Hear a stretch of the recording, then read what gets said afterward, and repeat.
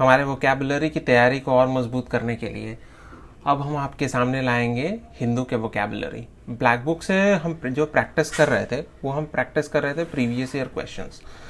पर previous year question ही कर लेने से सिर्फ हमारा काम नहीं होगा, हमें ट्रेंडिंग वर्ड्स को भी पकड़ना होगा, यानी वर्ड्स जो हमारे डेली यूज़ में आते हैं।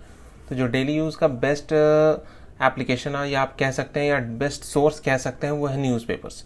तो न्यूज़पेपर से अगर हम कुछ पढ़ेंगे और उसके वर्ड्स जो होते हैं वो ट्रेंडिंग में होते हैं और वो ऑथर्स फ्रीक्वेंटली यूज़ करते हैं, तो वो एग्जाम में हाई प्रोबेबिलिटी चांसेस रहते हैं कि वो क्वेश्चंस एग्जाम में आ सकते हैं या वो वर्ड्स एग्जाम में आ सकते हैं।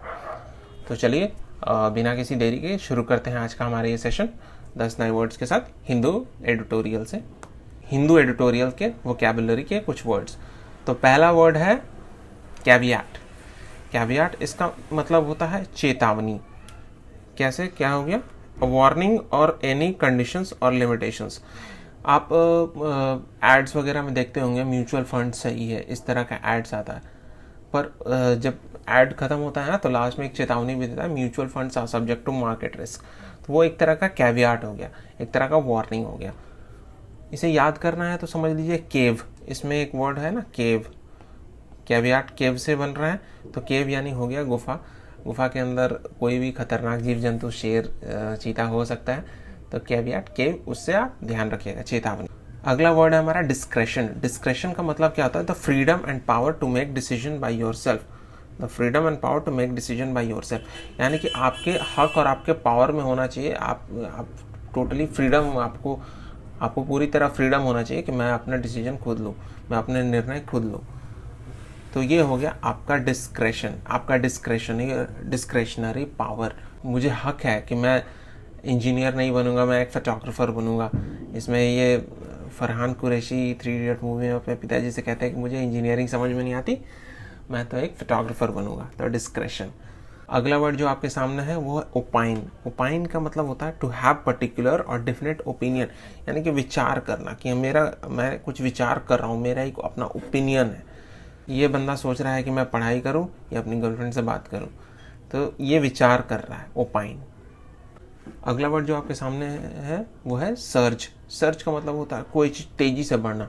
स्टॉक प्राइसेस बहुत तेज़ी से बढ़ रहे हैं, बिजली का पावर बहुत तेज़ी से आ गया, उसके कारण क्या हुआ, घर के सारे उपकरण खराब हो गए। तो सडन और ग्रेट इंक्रीज, यहाँ पे देखिएगा लहर में जो उफान है, बहुत अचानक तेज़ी से उफान आ गया लहरों में। तो सर्ज का मतलब हो गया कोई भी चीज़ तेज़ी से बढ़ना। अगला वर्ड जो आपके सामने है वो है डेफ्ट। डेफ्ट मतलब होता है स्किलफुल या बहुत तेज़, निपुण। जैसे ये लड़की बहुत अच्छा फुटबॉल खेल रही है, बहुत डेफ्ट है, बहुत निपुण है, बहुत स्किलफुल, स्किल्ड। तो डेफ्ट का मतलब क्या हो गया? स्किल्ड। इसका और भी मीनिंग होता है, डेक्स्ट्रस होता है, स्किल्ड होता है, एडेप्ट होता है। अगला वर्ड जो आपके सामने है वो है थ्रोज। थ्रोज का मतलब होता है कि बहुत तेज़ी से कोई दर्द होने लगा, अचानक से बहुत तेज़ दर्द होने लगा। ऐसा दर्द अक्सर देखा जाए जब मौत आती है तब होता है, तो specially at the moment of death, तीव्र वेदना।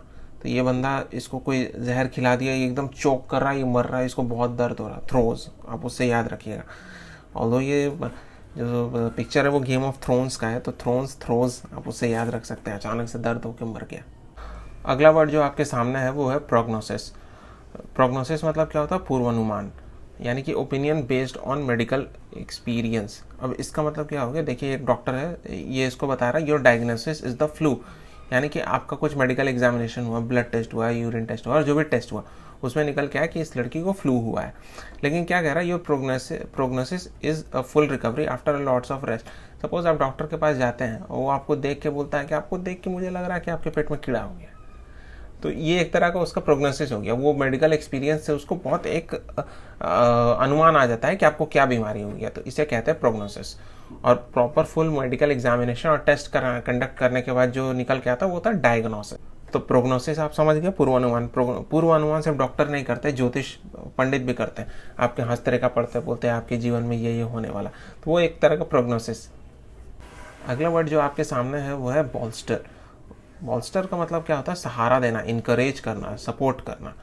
तो ये लड़का जैसे पढ़ाई कर रहा हो, ये लड़की कह रही कि तू पढ़, मैं तेरे साथ हूँ, तू चल, मैं तेरे साथ हूँ। तो आप किसी को बॉल्स्टर कर रहे हैं, किसी को सपोर्ट कर रहे हैं। सपोर्ट करना, इनकरेज करना बहुत अच्छी बात होती है।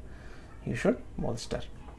अगला वर्ड जो आपके सामने है वो है नज। नज का मतलब होता है हल्के से धक्का देना या हल्का सा ध्यान खींचना। अब जैसे ये हाथी का बच्चा है, ये चलते चलते रुक गया रास्ते में, तो इसकी माँ इसको हल्का सा पुश कर रही है ताकि ये फिर चलना स्टार्ट कर दे।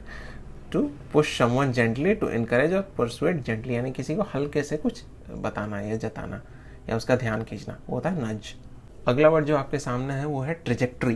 ट्रिजेक्ट्री क्या होता है कि सपोज कोई ऑब्जेक्ट आपने फेंका तो वो क्या पाथ लेगा, या किसी आप कह रहे हो कि कोई बंदा जीवन में क्या कैसे चलेगा, क्या उसका करियर प्रोजेक्ट्री होगा, कैसे उसका करियर प्रोग्रेशन होगा। तो ट्रेजेक्ट्री एक तरह का पाथवे हो गया, path taken by an object, प्रक्षेप पथ। ट्रेजेक्ट्री हो गया कोई भी चीज़ का क्या वो पाथ लेता है। तो इससे ये हमारा आज का आखिरी वर्ड था। उम्मीद करते हैं कि आपको ये 10 वर्ड्स याद हो गए होंगे। अगर आप देखिएगा तो, अगर आप एक दो बार इसे दोबारा देखिएगा तो आपको ज़रूर याद होगा। तो हमारा वीडियो देखने के लिए थैंक यू। मिलते हैं आपसे अगले वीडियो में।